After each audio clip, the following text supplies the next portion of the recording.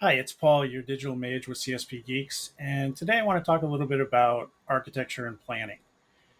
It's really different when you have to plan for a small company versus a large company, and I think the best way for me to explain that is uh, when a large company has to answer to stockholders, to a board of directors, or even just upper management, the one thing that they have to worry about is making sure that uh, all aspects of the infrastructure are taken care of. And they have to do it with what I call insurance, meaning if there's a company out there that can provide managed services to, say, take care of the network, a larger company might be more willing to pay another company to manage it, to put that uh, risk on the management company over their own company. And it just looks better that they're making sure that things are taken care of. The other thing is when they're putting out systems, they want to make sure that there's no single point of failure, which means that if you have one server serving up a website, there should be a second web server that is load balanced, meaning that if either of those web servers goes down, the other one will pick up and keep serving up your website. That way, you don't have a single point of failure.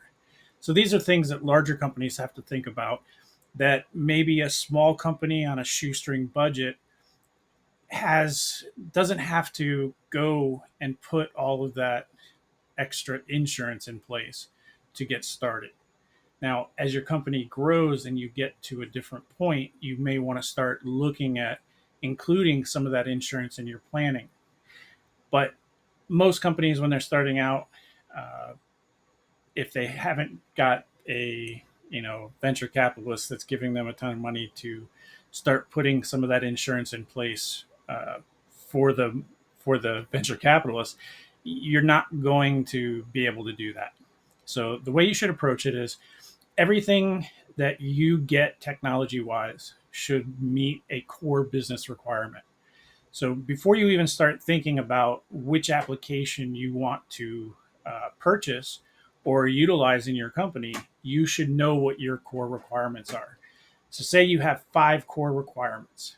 When you're evaluating a software as a service to meet those requirements, you want to make sure that the tool you choose meets all five of those requirements. Now, this is where it goes wrong for small businesses. And I'm going to tell you, it also goes wrong for large businesses. What happens is you have software vendors that will come in, give you a demo. They will show you all the features of their application, and they'll have a bunch of bells and whistles that are really, really cool. And if you're a computer geek like me, you can see some of these features and go, yeah, I really want that. But the reality is, do you need it?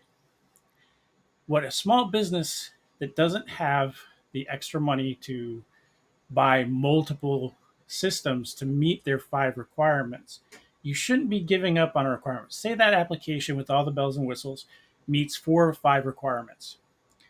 When you're looking at it, you're thinking, well, how important is that fifth requirement?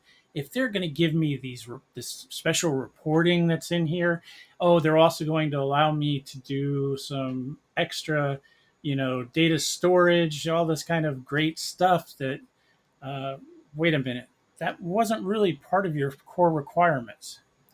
And a lot of companies will take and buy software that only meets part of their requirements, but they see all these bells and whistles. The biggest problem with that is, and I've seen it time over time, those bells and whistles are not really used to drive your core business. They're nice to haves. They're reporting that maybe you could have just moved the data into an Excel spreadsheet and produced the same report with and could have found a software that met all five of your core requirements. So when you're doing your planning, you want to be a minimalist in what you buy. You don't want to pay for bells and whistles when you really just needed your core requirements met.